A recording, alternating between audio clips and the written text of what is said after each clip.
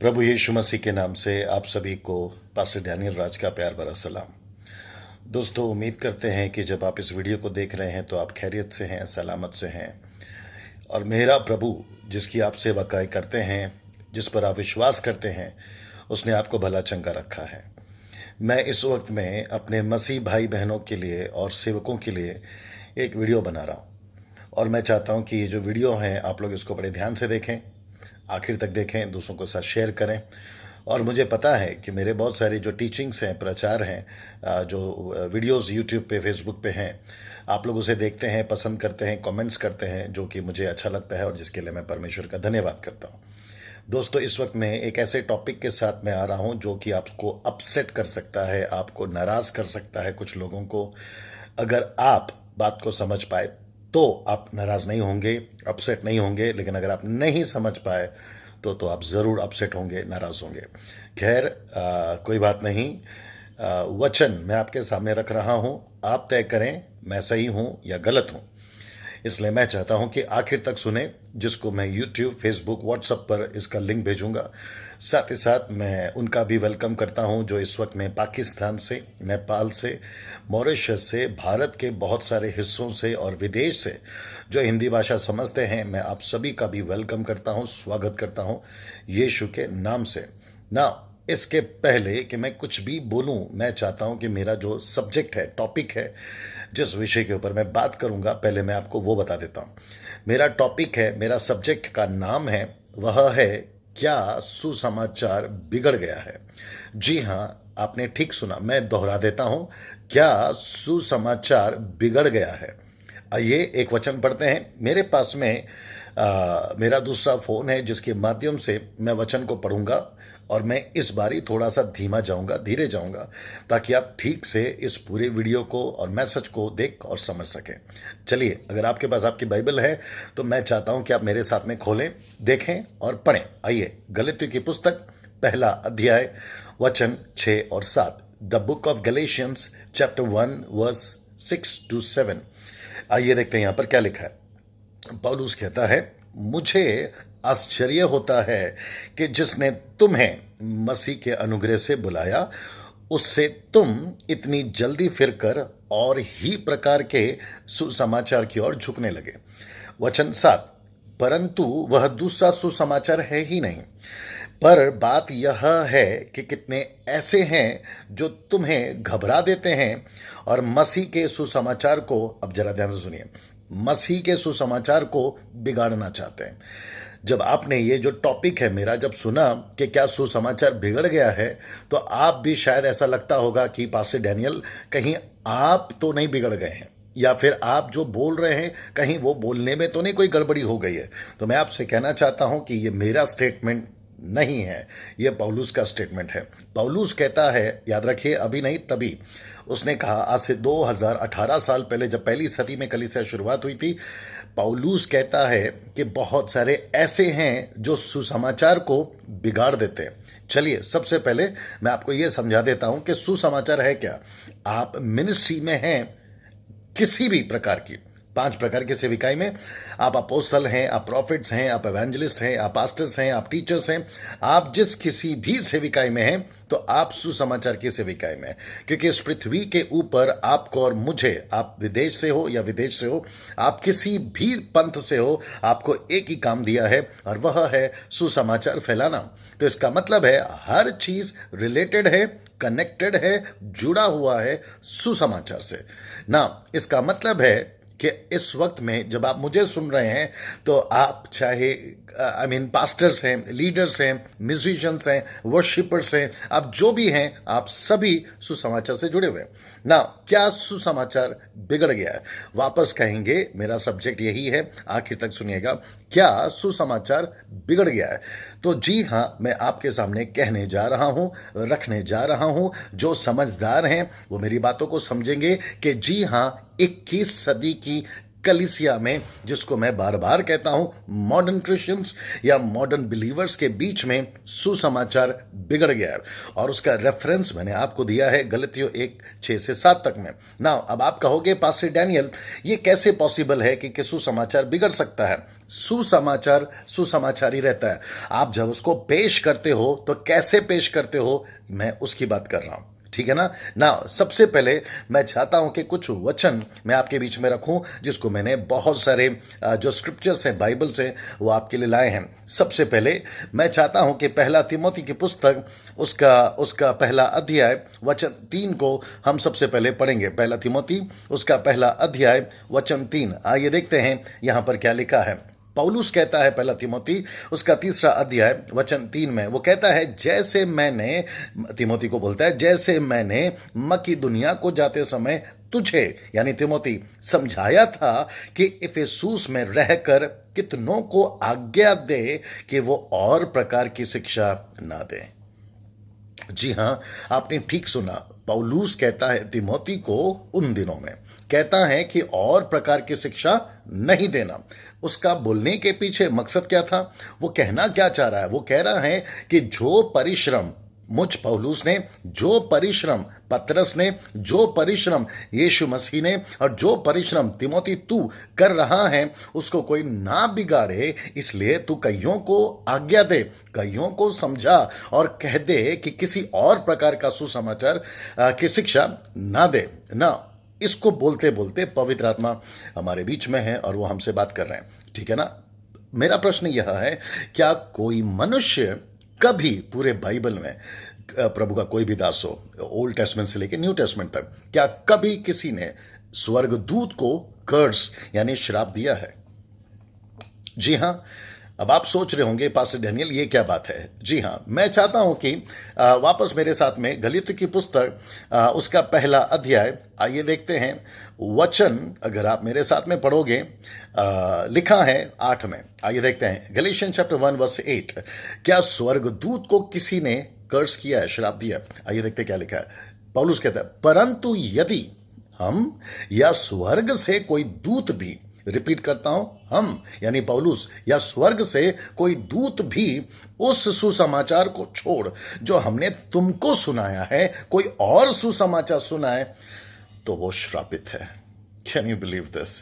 इसका मतलब है पौलुस, पतरस, उसके बाद के सेवक, पहली सदी, दूसरी सदी, यहां तक कि अभी भी कितने ऐसे हैं जो इसी सुसमाचार के लिए जो यीशु ने दी अपने लोगों को और अपनी कलीसिया को, उसको कितनी त्याग के साथ, कितने बलिदान के साथ, लहू बहाते हुए, त्याग उठाते, दुख उठाते हुए, त्याग करते हुए अपने जीवन को दे दिए हैं। क्या कोई भी व्यक्ति आकर उसको बिगाड़ दे तो पौलुस के जैसा क्या क्रोधित होना स्वाभाविक नहीं है? जी हां, स्वाभाविक है। पौलुस कहता है, मैं या स्वर्गदूत भी अगर आकर उस सुसमाचार को जो हमने तुम्हें दिए अगर बिगाड़ता है तो वो श्रापित है ना। मैं चाहता हूं कि वापस आ जाते हैं पहला तिमोथी की पुस्तक में और उसका 6वां अध्याय वचन 5। पहला तिमोथी उसका 6वां अध्याय वचन 5। मैं चाहता हूं कि मेरे साथ में आप लोग बने रहें। उम्मीद करता हूं कि मेरी आवाज ठीक है, मेरी हिंदी भाषा आप समझ पा रहे हैं। पहला तिमोथी 6वां अध्याय वचन 5, आइए देखते हैं यहां पर क्या लिखा है। पौलुस कहता है, और उन मनुष्यों में व्यर्थ रगड़े और झगड़े उत्पन्न होते हैं जिनकी बुद्धि बिगड़ गई है और वे सत्य से वहीन हो गए हैं, जो समझते हैं कि भक्ति कमाई का द्वार है।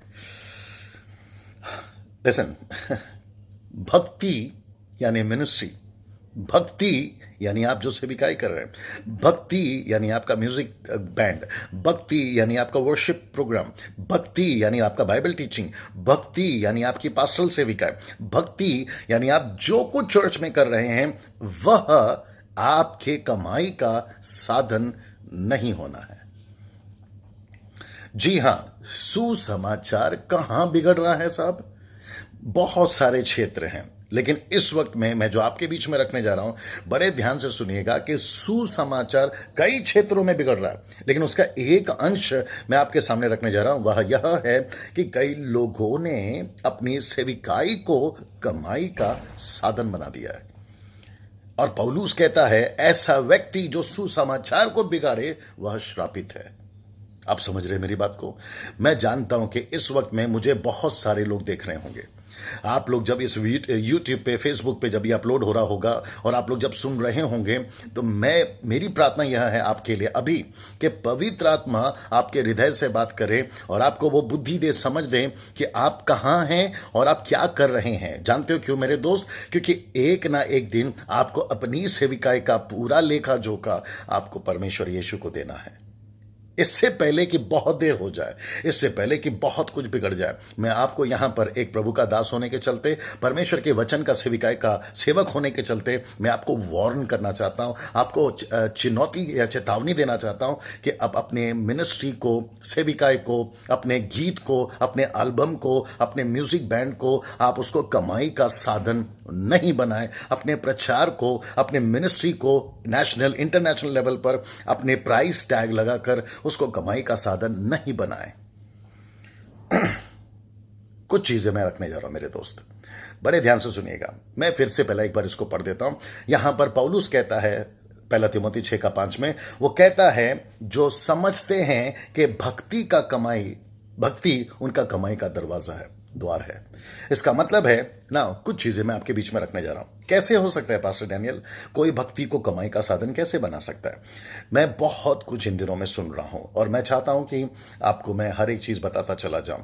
आपको पता है आजकल क्या हो रहा है? लोग कहते हैं अगर आपके व्हाट्सएप पर मैं एक मैसेज भेज रहा हूं, अगर आपने उसको 5-10 लोगों को भेज दिया तो आपका फोन पैसों से रिचार्ज हो जाएगा। ये क्या है साहब? कुछ लोग कहते हैं अगर आपने मेरे वीडियो को 10-12 लोगों को फॉरवर्ड किया तो आप उस पर जो है आपको परमेश्वर ब्लेसिंग देगा। या फिर आप मेरे मैसेज के नीचे, वीडियो के नीचे टाइप करें 5 बार 10 बार आमीन आमीन, तो आपको ब्लेसिंग मिलेगी। ये क्या है साहब? कुछ लोग कहते हैं आपके बटुए में अगर 2000 रुपया है, अपना बटुआ ऊपर उठा के रखिए, हम यहां से प्रार्थना करेंगे, आपके बटुए में 4000 आ जाएगा, मतलब 2 का 4 हो जाएगा। ये कैसे चलता है साहब?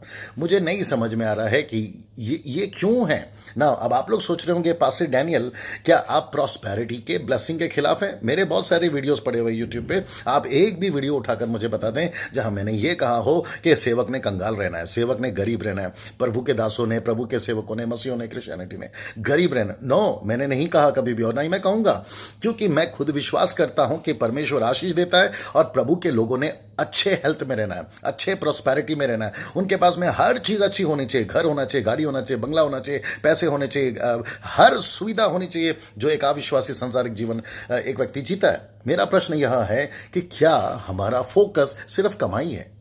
क्या हमारा फोकस सिर्फ पैसा है? क्या हमारा फोकस सिर्फ 2 BHK 3 BHK? क्या हमारा फोकस सिर्फ ऑडी कार, BMW ऐसी आशीषों या फिर सांसारिक बातें? जी नहीं। आपका फोकस, मेरा फोकस ये नहीं है। आपका मेरा फोकस है परमेश्वर की सेवा।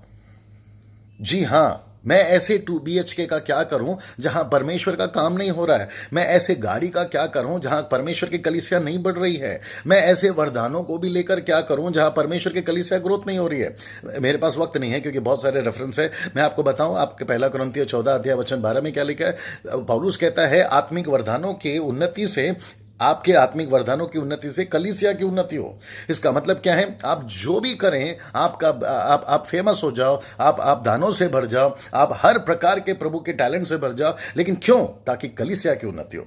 तो इसका मतलब है आपका कनेक्शन, आपके प्रोस्पेरिटी का कनेक्शन, आपके अच्छे हेल्थ का कनेक्शन, आपका हर चीज का कनेक्शन किसके साथ जुड़ा हुआ है? परमेश्वर के कलीसिया के साथ, इन अदर वे मिनिस्ट्री के साथ। तो इसका मतलब है आप सभी को प्रभु के राज्य में बढ़ना है, सांसारिक तौर पे, आर्थिक तौर पे, शारीरिक तौर पे, लेकिन उसका कनेक्शन क्या है? मिनिस्ट्री, परमेश्वर की सेविका है। इसलिए पौलुस यहां चिढ़ा हुआ है। पौलुस कहता है कि बहुत सारे लोगों ने परमेश्वर की सेविकाई को अपने कमाई का साधन बना के रखा है ना। कुछ चीजें मैं चाहता हूं कि मैं आपके बीच में रखूं ना। पहला तीमुथी की पुस्तक, उसका 6वां अध्याय, वचन 3 और 4 को आइए पढ़ते हैं। आइए देखते हैं यहां पर क्या लिखा हुआ है। पहला पढ़ देते हैं। यदि, पहला तीमुथी उसका 6वां अध्याय वचन 3, यदि कोई और ही प्रकार का उपदेश दे और खरी बातों को, जरा वापस सुनते हैं, यदि कोई और ही प्रकार का उपदेश दे और खरी बातों को, मैं फिर कहता हूं खरी बातों को, अर्थात हमारे प्रभु यीशु मसीह की बातों को। मैं रिपीट करता हूं, कौन सी बातें हैं? खरी बातें हैं। कौन सी बातें हैं साहब? यीशु मसीह की बातें। मेरा प्रश्न यह है, जरा ध्यान से सुनिएगा, मेरा प्रश्न यह है, ये कौन सी बातें हैं? पौलुस कहता है अर्थात हमारे प्रभु यीशु मसीह की बातों को और उस उपदेश को नहीं मानता जो भक्ति के अनुसार है। रिपीट करते हैं, यदि कोई और ही प्रकार का उपदेश दे और खरी बातों को अर्थात हमारे प्रभु यीशु मसीह की बातों को और उस उपदेश को नहीं मानता जो भक्ति के अनुसार है। इसका मतलब है यीशु की कौन सी टीचिंग है, यीशु की कौन सी बातें हैं, अब मैं आपके बीच में रखने जा रहा हूं। मैं फिर कहता हूं, मेरा टॉपिक है क्या सुसमाचार बिगड़ गया। सुसमाचार का मतलब है क्या आपकी सेविका बिगड़ गई है, क्या आपका जो मिनिस्ट्री है वो बिगड़ गया है। जी हां, जवाब है बिगड़ गया है। कैसे, मैं आपके बीच में रखते जा रहा हूं और आगे भी रखता चला जाऊंगा, जो अभी बहुत सारे वचन हैं। क्या आपने कभी लूका की पुस्तक उसका 14 अध्याय वचन 26 को पढ़ा है? मैं चाहता हूं कि जरा ध्यान दीजिएगा। यहां पे लूका की किताब उसका 14 अध्याय वचन 26 को मैं चाहता हूं कि मैं आपके लिए पढ़ूं। यहां पर यीशु कहता है, यदि कोई मेरे पास आए, रिपीट करता हूं, यदि कोई मेरे पास आए और अपने पिता और अपने माता और अपनी पत्नी और अपने लड़के बालों और भाइयों और बहनों वरन अपने प्राण को भी अप्रिय ना जाने, तो वह मेरा चेला नहीं हो सकता। इसका मतलब क्या है? ये किसकी शिक्षा है? यीशु की शिक्षा है। पौलुस कहता है हम यीशु की टीचिंग को या शिक्षाओं को या बातों को नजरअंदाज नहीं करेंगे। अगर कोई करता है तो वो यीशु की शिक्षाओं पर नहीं है। एक्सक्यूज मी, अगर वो यीशु की शिक्षाओं पर नहीं है, यीशु की बातों पर नहीं है, तो इसका मतलब है वो भटक गया, सुसमाचार से भटक गया। ऐसा क्यों कहा यीशु ने कि अपने माता पिता को, भाई बहनों को त्याग दे और वो मेरा चेला नहीं हो सकता? क्योंकि यीशु को पता था पतरस उसमें से एक है, यूहन्ना उसमें से एक है, याकूब उसमें से एक है, फिलिप उसमें से एक है, और ना जाने उसके बाद कितने चेले आएंगे जो यीशु के कारण, यानी यीशु बोलता है मेरे कारण दुख उठाएंगे और वो तकलीफ में आएंगे, कल को शहीद भी हो जाएं, तब उनको उनके माता पिता, भाई बहन, लड़के वाले उनको मिनिस्ट्री करते करते जब उनकी जान चली जाए तो उनके घर के लोगों को या उनको ज्यादा परेशानी ना हो। जिसको कहते हैं सोल टाई, जिसको कहते हैं प्राण बंधन। इसका मतलब क्या मालूम है? आपका लगाव, आपका जुड़ाव, आपका कनेक्शन, आपका रिश्ता सांसारिक नहीं होना चाहिए। पास्टर डैनियल, आप कहीं ये तो नहीं बोल रहे हैं कि हमने फैमिली को नहीं रखना है? ऑफ कोर्स रखना है। आप कहीं ये तो नहीं कह रहे हैं कि माता पिता को, भाई बहनों को, पत्नी को, पति को प्यार नहीं करना है? ऑफ कोर्स करना है। कैसे दूर रह सकते हैं साहब उनसे? पौलुस कहता है जो कोई अपने घर को नहीं बना सकता, कलीसिया को कैसे बनाएगा? लेकिन आप मेरा कंसेप्शन समझिए, मैं कौन सी मनसा से बात कर रहा हूं। कुछ लोग, अपने प्रभु के लोग, कुछ लोग पूरी जिंदगी कुछ नहीं करते लेकिन सिर्फ फैमिली फैमिली फैमिली। मैं उनसे बात कर रहा हूं। कुछ लोग कहते हैं कि परमेश्वर ने जीवन दिया है, परमेश्वर ने परिवार दिया है, परमेश्वर ने मुझे अच्छा घर दिया है, इसलिए मैं पूरी जिंदगी यही करूंगा। मेरे दोस्त, हर सिक्के के दो पहलू होते हैं, हर मिनिस्ट्री के कोई ना कोई पार्ट्स होते हैं जिसको आपको लेकर चलना बहुत जरूरी है। ये आपका परिवार है जो कि परमेश्वर ने आपको दिया है, लेकिन आप ये कैसे भूल गए कि आपको परमेश्वर ने सेवा भी तो दी है, और आपको चुनने का मकसद आपका परिवार नहीं है, आपको चुनने का मकसद आपका गाड़ी बंगला नहीं है, आपको चुनने का मतलब है उसकी सेवा। हम जीते किसके लिए हैं? प्रभु के लिए। ये जमीन किसकी है? प्रभु की। ये आसमान किसका है? प्रभु का। हम खाते पीते, उठते बैठते, हवा पानी किसका है साहब? ये सब प्रभु का है। इवन आप, हम सब किसके हैं? प्रभु के हैं। मर्जी किसकी पूरी होनी चाहिए मेरे दोस्त? परमेश्वर की होनी चाहिए ना। ये हुआ लूका 14 का 26 में। मैं चाहता हूं कि यीशु की जो शिक्षाएं हैं गजब की हैं साहब। मैं चाहता हूं कि आपको मैं एक और वचन पढ़वाऊं। मती की पुस्तक उसका 7वां अध्याय वचन 14। आइए देखते हैं यहां पर क्या लिखा है। ये ऐतिहासिक शिक्षाएं हैं। सब कुछ बदल सकता है लेकिन ये टीचिंग नहीं बदल सकती। और ये कौन सा उपदेश है पता है? जिसको कहते हैं पहाड़ी उपदेश। यीशु ने अपने 12 चेलों को लिया, and this was the initial days of Jesus Christ of his ministry. यीशु ने अपने 12 चेलों को लिया, पहाड़ पे चढ़ गए, और वहां पर हम बोल सकते हैं कि ये इनका कॉन्फ्रेंस था, फर्स्ट कॉन्फ्रेंस या फर्स्ट सेमिनार, जहां 12 लोग थे, और उनके बीच में यीशु ने एक ऐसी बात बोली। कई बातों को बोलते बोलते उन्होंने कहा कि क्योंकि सकेत है वह फाटक, सकरा है वह मार्ग जो जीवन को पहुंचाता है, और थोड़े ही हैं जो उसे पाते हैं।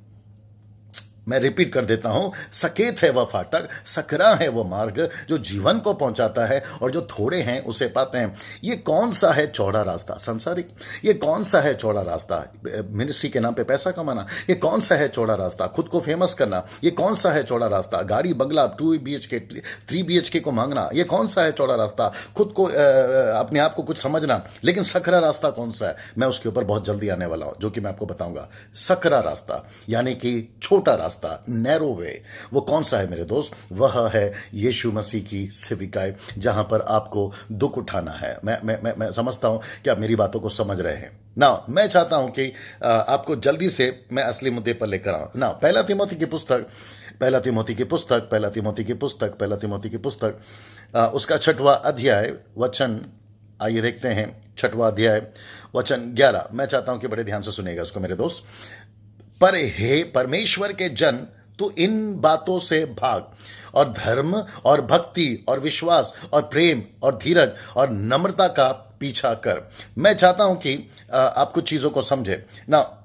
एक पॉज मैं ले रहा हूं मेरे दोस्तों, वापस आऊंगा मैं। फिर से आपका स्वागत है दोस्तों। मैं पढ़ रहा था पहला तिमोथी की पुस्तक, उसका 6वां अध्याय वचन 11। यहां पे लिखा है, पर हे परमेश्वर के जन, तो इन बातों से भाग और धर्म, भक्ति, विश्वास, प्रेम, धीरज और नम्रता का पीछा कर। इसका मतलब क्या है जानते हो मेरे मित्रों? यहां पे लिखा है, परमेश्वर के जन, तू इनसे भाग। कौन सी बातों से भागना है? ये सभी चीजों से हमें भागना है जो संसार की तरफ आपको और मुझे खींचती है। वो चौड़ा रास्ता से भागना है, वो सुख विलास से भागना है, वो भोग विलास से भागना है, वो कमाई से भागना है। पौलुस कहता है, पहला तिमोथी 6वां अध्याय वचन 10 से लेके आगे, वो कहता है सारी बुराई की जड़ पैसा नहीं बल्कि पैसे का लालच है। मैं आपको बताऊं, आज मिनिस्ट्री के नाम पे, हो सकता है मैं फिर कहूंगा, मैंने पहले ही कह दिया, ये मैसेज, मेरा ये वीडियो आपको या तो गुस्सा दिला सकता है या तो आपको ब्लेस कर सकता है। अगर आप समझ गए बातों को तो आपको ब्लेसिंग मिलेगी ना। कुछ लोग क्या कर रहे हैं मालूम है? पानी की बोतल को प्रार्थना कर कर ऐसे लोगों को बेच रहे हैं जिनके पास पहले से यीशु है। आप नहीं समझे, मैं रिपीट करता हूं, पानी की बोतल को प्रार्थना कर कर ऐसे लोगों को बेच रहे हैं जो पहले से यीशु के पास है। और मुझे गुस्सा या दिक्कत इस बात की है कि जो अपने मसीह के लोग हैं, जो यीशु को जानते हैं, बाइबल पढ़ते हैं, प्रार्थना करते हैं, पवित्र आत्मा पाए हैं और दावा करते हैं कि हम अन्य भाषा में बात करते हैं, ऐसे लोग भी पानी का बोतल खरीद रहे हैं, वो भी पैसों में। पानी बोतल, तेल का बोतल, प्रार्थना किया हुआ रुमाल अविश्वासी को ये दे दीजिए और वो भी मुफ्त में। तेल का बोतल प्रार्थना करके दे दीजिए, वो भी मुफ्त में। लेकिन आप उसको बेच क्यों रहे मेरे भाई? आप उसको बेचकर, अब आप बोलोगे डैनियल भाई पानी पैसे से मिलता है, तेल पैसे से मिलता है। अब मैं फिर कहूंगा साहब, जब आपको ये मिनिस्ट्री करना है, आपको ये मिनिस्ट्री दी गई है और आपको ऐसा लगता है कि मुझे ये करने के लिए बुलाया गया है, मेरा प्रश्न यह है, आप गरीब लोगों से पैसे क्यों ले रहे हो? आप गरीब लोगों से पैसे क्यों ले रहे हो? और अगर आप जिसको दे रहे हो वो, अगर वो विश्वासी है तो क्यों दे रहे हो? उसको प्रभु दीजिए ना, उसको प्रभु सिखाइए और उसको ये कहिए कि भाई आपको तेल पानी कपड़े की जरूरत नहीं, आपको प्रभु से खुद प्रार्थना करना है। आप उनको अपाहिज क्यों बना रहे साहब? क्या 3000 के साथ में यही किया गया था क्या उनको तैयार नहीं किया गया था? क्या उनको इक्विप नहीं किया गया था? क्या उनको परमेश्वर के राज्य में आगे नहीं बढ़ाया गया था? आजकल क्या चल रहा है साहब बताइए ना। एक और चीज़ है, अगर मैं भूल नहीं जाऊं, आज हम कुछ पासवानों के साथ में थे तो हम लोगों से बातें कर रहे थे और बातों में ये बातें भी निकली। एक वक्त था जब मीटिंग्स होती थी, बड़ी बड़ी कन्वेंशंस होती थी या क्रूसेड होती थी, तो उस क्रूसेड के अंदर ऑर्गेनाइजर्स ये सोचते थे कि अविश्वासियों को चर्च में कैसे लाएं, जो नॉन क्रिश्चियंस है उनको चर्च में कैसे लाएं, या उनको प्रार्थना सभा में कैसे लाएं, या उनको शाम की मीटिंग में कैसे लाएं, या क्रूसेड कन्वेंशन में कैसे लाएं, और उसके लिए जान लगा देते थे। लेकिन ये सिलसिला चलते जब कलीसिया बढ़ने लगी, आज सिस्टम चेंज हो गया। अभी क्या चल रहा है मालूम है? विश्वासियों को कैसे लाया जाए कन्वेंशन में, विश्वासियों को कैसे लाया जाए क्रूसेड में, और उसके लिए जान लगा दे रहे हैं। आपको नहीं लगता है कि यहां पर बदलाव हो रहा है? फोकस से बदल गए हैं, फोकस से भटक गए हैं। मैं वापस आऊंगा, मैं फिर कहूंगा, इन बातों से आप जो प्रभु के लोग हैं, भारत के लोग, पाकिस्तान, नेपाल, मॉरिशस या जितनी भी मेरी हिंदी भाषा को समझ रहे हैं, आप सभी को इन बातों से भागना है। पता है क्यों? क्योंकि दिन बुरे हैं। मैं चाहता हूं कि मैं कुछ चीजें आपके बीच में रखता चले जाऊं। आइए, पहले दूसरा तिमोथी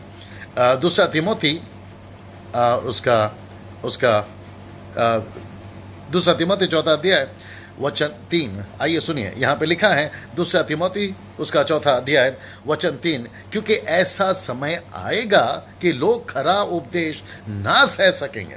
मैं रिपीट करता हूं, नहीं सह पाएंगे, पर कानों की खुजली के कारण अपने अभिलाषाओं के अनुसार अपने लिए बहुत तेरे उपदेशक बटोर लेंगे। ऐसे हम जैसे लोगों की बातें उनको पसंद नहीं आएगी।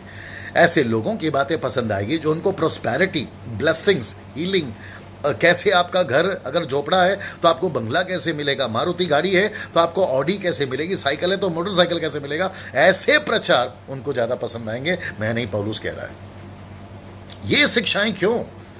आप लोग प्रीचर है ना, कुछ लोगों से मैं बात कर रहा हूं, आप लोग प्रीचर है ना, आपका पूरा बाइबल पढ़ते वक्त में आपका फोकस इन बातों पे क्यों नहीं जाता साहब? आप पास्टर है ना, आपका फोकस इन बातों पे क्यों नहीं जाता? आप अपनी कलीसियाओं को ये क्यों नहीं सिखा रहे? मेरा प्रश्न ये है, अच्छा हेल्थ लेकर क्या करोगे अगर सेवा नहीं कर रहे हो? दोनों किडनी सलामत रखकर क्या करोगे अगर सेवा नहीं कर रहे हो? अच्छी गाड़ी रखकर क्या करोगे अगर सेवा नहीं कर रहे हो? ये सब रखिए ना, किसने मना किया, लेकिन सेवा भी तो करिए। आइए पता लगाते हैं पौलुस क्या बोल रहा है। एक और जगह पे पढ़ते हैं, दूसरा तिमोथी उसका 3 अध्याय वचन 13। दूसरा तिमोथी उसका 3 अध्याय वचन 13, वो कहता है, और दुष्ट और बहकाने वाले धोखा देते हुए और धोखा खाते हुए बिगड़ते चले जाएंगे। मैं कुछ क्रिश्चियनों से कहना चाहता हूं जो चर्च जाते हैं, ऐसे लोगों से कहना चाहता हूं जो क्रूसेड जाते हैं, ऐसे लोगों से कहना चाहता हूं जो कन्वेंशन जाते हैं, वर्शिप कॉन्सर्ट जाते हैं, या किसी भी प्रकार की चर्च एक्टिविटीज़ में, क्रिश्चियन एक्टिविटीज़ में जाते हैं। मैं उनसे कहना चाहता हूं, अगर आप मुझे सुन रहे हैं, आप जब जाते हैं, किसी को सुनते हैं, बुद्धि का इस्तेमाल करें। मैं रिपीट करता हूं, बुद्धि का इस्तेमाल करें। आपको पता है क्यों? क्योंकि यीशु ने कहा अंत के दिनों में, जरा ध्यान से सुनिएगा, अंत के दिनों में 24वें अध्याय मत्ती 24 में वचन 5 और 6 से कहता है, बहुत से आएंगे जो तुम्हें धोखा देंगे, बरमाएंगे और तुम्हें फंसाएंगे। और लिखा है, यीशु ने कहा बहुत से फंस भी जाएंगे। मेरी आप लोगों से हाथ जोड़कर विनती है मेरे दोस्तों, आप नहीं फंसना। और नहीं फंसने का बेस्ट सोल्यूशन क्या है? वचन पढ़िए। नहीं फंसने का बेस्ट सोल्यूशन क्या है? वचन का ज्ञान रखिए। नहीं फंसने का सोल्यूशन क्या है? परमेश्वर के नॉलेज में बढ़िए। क्या लिखा है यूहन्ना 17:3 में? आनंद काल का जीवन यही है कि तुम यीशु को जानो। होशे का पुस्तक, जी हाँ, होशे का पुस्तक 6वां अध्याय वचन 6 क्या कहता है? बलिदान से और स्थिर प्रेम से मैं प्रसन्न तो होता हूं, लेकिन उससे कहीं अधिक वो चाहता है कि लोग उसका ज्ञान रखें। नहीं लिखा ये सारी बातें? आप समझ रहे मेरी बातों को ना? मैं चाहता हूं कि कुछ चीजें मैं आपको और बताता चला जाऊं। ऐसी ग्रुप, ऐसे लोग, ऐसे प्रचार और ऐसी शिक्षाएं जो आपको सुसमाचार को बिगाड़ने वालों की मैं बात कर रहा हूं, ऐसे ग्रुप। आइए देखते हैं पौलुस क्या बोल रहा है। दूसरा तिमोथी उसका दूसरा अध्याय वचन 16 और 17 में आइए देखते हैं वो कैसे बोलते हैं इन बातों को। पर वो कहता है, पर अशुद्ध बकवाद से बचा रहे। मैं रिपीट करता हूं, वो कहता है, पर अशुद्ध बकवाद से बचा रहे, क्योंकि ऐसे लोग और भी भक्ति में बढ़ते जाएंगे और उनका वचन, याद रखिए, उनका वचन सड़े घाव, मैं रिपीट करता हूं, सड़े घाव कि नाई फैलता जाएगा। हिमेन्यूस और फिलेतुस उन्हीं में से एक है। मतलब ऐसे लोगों का वचन फैलता जाएगा, कैसे? सड़े घाव की तरह। इसका मतलब है उनके, वो इतना अच्छा प्रचार करेंगे, इतना अच्छा बात करेंगे कि आपको उनकी मीटिंग में लाखों हजारों लोग मिल जाएंगे। आपको पता है आजकल क्या चल रहा है? मैं आपको बताता हूं। आजकल चल रहा है, मीटिंग सक्सेस हुई, अच्छा वचन हुआ उस पर नहीं। मीटिंग सक्सेस हुई, परमेश्वर की उपस्थिति कितनी थी वो नहीं। मीटिंग सक्सेस हुई, भीड़ बहुत आई। हमारा जो हॉल था ना पास्टर डैनियल, वो खचाखच भर गया। मैंने वर्शिप कॉन्सर्ट रखी, मेरा पूरा टिकट बिक गया। मैंने क्रूसेड रखा, मेरी एक भी कुर्सी खाली नहीं थी और भीड़ तो बाहर तक खड़ी थी। मेरे दोस्त, धोखे में मत रहिए। आप भीड़ को जमा कर रहे हो, भेड़ को नहीं। मैं रिपीट करता हूं, आप भीड़ को जमा कर रहे हो, एक्सक्यूज मी, आप भीड़ को जमा कर रहे हो, भेड़ को नहीं। और यीशु को भीड़ में नहीं, भेड़ में दिलचस्पी है। आप मेरी बातों को समझने की कोशिश करें। हो सकता है कि ऐसे प्रचार आजकल नहीं हो रहे, कुछ लोग कर रहे हैं, मैं उनको सैल्यूट करता हूं, लेकिन मैं समझता हूं कि ऐसे प्रचारक और ऐसा खरा उपदेश जो पौलुस भी बोलता है, यीशु की टीचिंग खरी टीचिंग थी, यीशु का टीचिंग एक्यूरेट टीचिंग था, यीशु कभी मिलावट नहीं करता था, हाँ का हाँ और ना का ना। पतरस ने भी यही प्रचार किया मेरे दोस्तों। पतरस ने कभी अपने सुसमाचार में मिलावट नहीं करी। उसने कभी नहीं कहा कि तुम्हें गाड़ी मिलेगी, बंगला मिलेगा, तुम्हारा सब कुछ ठीक हो जाएगा। उसने कहा कि परमेश्वर के राज्य के लिए तुम्हें क्या क्या करना होगा। बहुत सारी बातों को समझाया। प्रेरितों की किताब 2 अध्याय वचन 39, 40, 41 में। आप समझ रहे मेरी बात को ना? मैं चाहता हूं कि मैं कुछ चीजें और आपके बीच में रखता चला जाऊं। मेरा गला थोड़ा ठीक नहीं है, क्योंकि आपको शायद पता होना चाहिए कि मैं बहुत सारे प्रोग्राम्स कर रहा हूं, विशेष करके सेमिनार्स, जहां हम पास्टर्स एंड लीडर्स को ट्रेन कर रहे हैं ना। मैं चाहता हूं कि दूसरा तिमोथी की पुस्तक उसका 2 अध्याय वचन 3 मैं आपके बीच में रखूं, जहां पर मिनिस्ट्री का असली मकसद क्या है, सुसमाचार क्यों बिगड़ गया है, और सुसमाचार को नहीं बिगड़ने के लिए पौलुस ने दरअसल बोला क्या था। आइए उसको सुनते हैं। 2 तिमोथी उसका 2 अध्याय वचन 3 वो कहता है, जरा ध्यान से सुनिएगा, वो कहता है, मसीह यीशु के अच्छे योद्धा की नाई मेरे साथ दुख उठा। जी हाँ, सुसमाचार कुछ और नहीं है, सुसमाचार यीशु के पीछे अपना क्रूस उठाकर उसके पीछे चलने का, दूसरे शब्दों में दुख उठाना है। यीशु ने कभी नहीं कहा, लूका 9 का था 62 में, उसने कहा कि जो मेरे पीछे चल रहा है, अपना क्रूस उठाकर चल रहा है, अगर वो पीछे मुड़कर देखता है तो वो मेरे योग्य नहीं। एक बार हाथ हल पे रख दिया, आप पीछे नहीं मुड़ सकते। दूसरे शब्दों में, आप यीशु के लिए आज, मेरा शब्द ध्यान से सुनिए, क्या यीशु के लिए आज आप मरने को तैयार है? क्या यीशु के लिए आज आप जेल जाने को तैयार है मेरे दोस्त? क्या यीशु के लिए आज आप शहीद होने को तैयार है? क्या यीशु के लिए आज थप्पड़ खाने को तैयार है? सड़क पर जब आप प्रचार करोगे, railway station, platform, bus station, या फिर कहीं गांव में, या फिर कहीं शहर में जब आप प्रचार करोगे, तो अगर आपको मार पड़ेगी तो क्या वो दुख उठाने के लिए आप तैयार है? पतरस जेल गया था, पौलुस जेल गया था, याकूब का गर्दन काटा गया प्रेरितों के 12:1 में। ऐसे कितने चेले हैं जो अच्छी मौत मरे ही नहीं। इब्रानियों की किताब उसका 11वां अध्याय अगर आप पढ़ते चले आओगे 28-29 से, वो कहता है न जाने कितने कैसी कैसी मौतें मरे, आरी से चीरे गए, पत्थर से मारे गए, तेल में डाले गए, सड़क पर पीटे गए। क्या नहीं किया गया उनके साथ, बताइए। लेकिन आजकल क्या चल रहा है मेरे दोस्त? दुख उठाना नहीं सिखा रहे, सुख उठाना सिखा रहे हैं। मैं फिर कहूंगा, मैं सुख के खिलाफ नहीं हूं। आपके पास में अच्छा घर, गाड़ी, बंगला, पैसा सब कुछ होना चाहिए, लेकिन सेवा कहां गई? वो दुख उठाना कहां गया? पौलुस कहता है एक अच्छे योद्धा की नहीं, मेरे साथ दुख उठा। मैं प्रोस्पेरिटी के टीचिंग के खिलाफ नहीं हूं, लेकिन पूरी जिंदगी प्रोस्पेरिटी ही क्यों सिखा रहे मेरे दोस्तों? मैं उन प्रीचरों को कहना चाहता हूं, अगर आप परमेश्वर के सेवक हैं तो पूरी जिंदगी एक सिक्के का पहलू लेके क्यों चल रहे मेरे भाई? दूसरा पहलू नहीं दिखता क्या?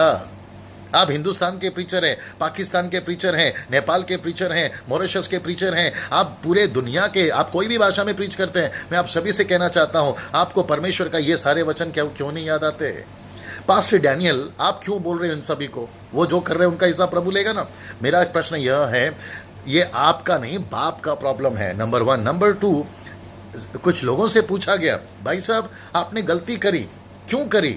और आप देखो अभी आपके साथ क्या हो रहा है। जानते हो उन्होंने क्या कहा? 90% लोगों ने कहा, भाई साहब जब मैं गलती कर रहा था मुझे किसी ने रोका नहीं, इसलिए आज ये दिन देख रहा हूं। 90% लोगों ने यही कहा। अगर मैं आपको बताऊं, मूसा के साथ साथ में जब मूसा लोगों को ले चल रहा था, जब जब गलती होती थी, मूसा क्या करता था? प्रार्थना करता था, और वो कहता था कि प्रभु इन्हें माफ कर, प्रभु इन्हें माफ कर। और जानते हो प्रभु उनको माफ करता था। आज सिचुएशन क्या मालूम है? कोई भी ग्रुप में नहीं रहना चाहता, कोई भी किसी के अधीन रहना नहीं चाहता। सबको फेमस होना है, सबको बाहर जाना है, सबको अपने आप को हाईलाइट करना है। ऐसे टाइम पे मेरे दोस्त, आप बताइए वो कौन सी बातें करेंगे जो पब्लिक को अच्छा लगता है, लेकिन ऐसी बातें क्यों नहीं करेंगे? क्योंकि लोगों को पसंद नहीं आएगा। यही यीशु था। यीशु को लोग जल्दी पसंद नहीं करते थे मेरे दोस्त। पतरस को, पौलुस को, किसी को भी नहीं करते थे। इसलिए तो पौलुस बोल रहा है। आप मेरी बातों को समझ रहे ना? मैं चाहता हूं कि एक और वचन मैं आपके लिए पढ़ूं, 2 तीमुथियुस की पुस्तक, उसका 1 अध्याय वचन 8। वो कहता है, इसलिए हमारे प्रभु की गवाही से और मुझसे जो उसका कैदी हूं लज्जित नहीं होना, पर उस परमेश्वर की सामर्थ के अनुसार सुसमाचार के लिए मेरे साथ दुख उठा। ऐसा क्यों है जो पौलुस बार बार तिमोथी को कह रहा है? क्योंकि उसको भी पता है सेवा यहां खत्म नहीं हो रही है। पौलुस के पास सेवा खत्म नहीं हो गई, थोमा भारत में आया, सेवा खत्म नहीं हो गई। यहां से सेवा बढ़ी थी, वहां से सेवा बढ़ी थी। और मैं आपको बताऊं, 22वीं सदी तक अगर यीशु नहीं आया तो क्या हमारी मसीहत 22वीं सदी के लोगों को फेस करने के लिए तैयार है? क्या 22वीं सदी के अन्य जातियों को फेस करने के लिए तैयार है? क्या 22वीं सदी के लोगों को सुसमाचार तैयार सुनाने के लिए अपनी आज की पीढ़ी ऐसे जवानों को तैयार करने के लिए तैयार है? मुझे नहीं लगता मेरे दोस्त। 90% नहीं कर रहे, 10% कर रहे हैं, मैं अप्रिशिएट करता हूँ। 90% आराम कर रहे हैं, 90% टाइम पास कर रहे हैं, 90% मनोरंजन में, 90% खेल कूद में, 90% नाचने कूदने में। मैं फिर कहूंगा ये सब गलत नहीं है, लेकिन फोकस क्या है? आप भटक गए हैं। फोकस क्या है? दर्शन क्या है? आप उससे भटक गए। मैं फिर कहूंगा यीशु की खरी शिक्षा के पास वापस आइए। एक और वचन पढ़ते हैं, 2 तीमुथियुस की पुस्तक, उसका 4 अध्याय वचन 5। आइए देखते हैं यहां पर क्या लिखा है। पर तू सब बातों में सावधान रहे, दुख उठा, मैं रिपीट करता हूं, दुख उठा, सुसमाचार का प्रचार का काम कर और अपनी सेवा को पूरी कर। हमको क्या करना है सर? आज दुख उठाना है। आज हमको क्या करना है? प्रभु के राज्य में आगे बढ़ना है। आज हमको क्या करना है? यीशु के लिए मरने तक को तैयार होना है। कैसे भूल गए चाइना देश को, कैसे भूल गए अफ्रीकन कंट्रीज को, कैसे भूल गए बहुत सारे कंट्रीज में, इंडोनेशियन, मिडल ईस्ट की कंट्रीज को, इस्लामिक कंट्री को, जहाँ पे लोगों की गर्दन काटे जा रहे हैं, जहाँ लोगों को जिंदा जलाया जा रहा है, जहाँ पे लोगों को पत्थरों से मारा जा रहा है। कैसे भूल गए हम जिन्होंने हम तक बाइबल पहुंचाई? कैसे भूल गए हम विलियम कैरी को? कैसे भूल गए हम डेविड लिविंगस्टन को, जो अफ्रीका में जाकर सेविकाई करा, जिसने अपने बच्चे को खो दिया, पत्नी को खो दिया, अपनी जान तक को खो दिया? ऐसे ऐसे सेवकों को हम कैसे भूल सकते हैं? इब्रानियों 12 कहता है, गवाहों का बादल हमें घेरे हुआ है, आओ हम उस दौड़ में दौड़ते चले जाएं। किसने आपको बहका दिया मेरे दोस्त? किसने आपको फंसा दिया? लोग कहते हैं पास्टर भविष्यवाणी करो, मेरे घर में क्या है, भविष्यवाणी करो, मेरे पास से प्रभु मेरे से क्या चाहता है। और आपको पता है आजकल कैसी भविष्यवाणी आ रही है? भविष्यवाणी आ रही है कि आपके घर का पर्दा का कलर कौन सा है, भविष्यवाणी आ रही है कि आपके गाड़ी का नंबर क्या है, भविष्यवाणी आ रही है कि आपके मोबाइल नंबर क्या है। मेरा प्रश्न है, ऊपर बैठा परमेश्वर इतना टाइम पास में बैठा है कि आपके घर के पर्दे कलर गिना रहा है? परमेश्वर को दूसरा कोई काम नहीं है? कहां जा रहे साहब आप और हम? और किसने भटका दिया आपको? कहां गई वो बाइबल की बातें? नहीं लिखा है कि बहुत सारे भटकाएंगे, नहीं लिखा है कि तुम धोखा खाओगे। मेरा प्रश्न यह है, हम धोखा क्यों खा रहे हैं? कहां गई आपकी खुद की बाइबल स्टडी? कहां गया आपका खुद का वचन? कहां गया आपका खुद का ज्ञान? मैं कुछ चीजें और आपके बीच में रखना चाहता हूं, और मैं चाहता हूं कि इसको बड़े ध्यान से सुनिए। हम सभी को पता है पौलुस कौन था, लेकिन आपको पता है पौलुस को प्रभु यीशु का जब दर्शन मिला? आइए सुनते हैं पौलुस को परमेश्वर की आत्मा ने, या परमेश्वर यीशु मसीह ने उस व्यक्ति के द्वारा, जिसके द्वारा उसको कहा था कि जाके प्रार्थना कर, आइए सुनते हैं उस व्यक्ति को यीशु ने क्या कहा। प्रेरितों की पुस्तक उसका 9वां अध्याय वचन 16, यहां पे लिखा है ना, यहां पे प्रेरितों की पुस्तक उसका 9वां अध्याय वचन 16, वो कहता है, उस सेवक को कहता है, प्रभु यीशु कहता है, मैं उसे बताऊंगा, यानी पौलुस को बताऊंगा कि मेरे नाम के लिए उसे कैसे कैसे दुख उठाने होंगे। मैं रिपीट करता हूं, कैसे कैसे दुख उठाने होंगे। पौलुस की मिनिस्ट्री को यीशु ने कहा, जाकर उसको बताना कि मैं बताऊंगा कि उसको मेरे लिए कैसे कैसे दुख उठाना। और पौलुस के दुख को क्या हम नहीं जानते? 2 बार उसको 39 कोड़े मारे गए, 3 बार उसको बीत मारे गए, उसको अधमरा छोड़ दिया गया, पत्थर से मारा गया। क्या नहीं किया गया उसके साथ में? वो व्यक्ति एक ऐसा था ना। एक आखिरी चीज बताकर मैं समाप्ति की तरफ जाऊंगा, क्योंकि मैं नहीं चाहता हूं कि ये वीडियो ज्यादा लंबा हो। रोमियो की पुस्तक उसका 8वां अध्याय और वचन 17, रोमियो की पुस्तक आप लोग भी निकाल लीजिएगा।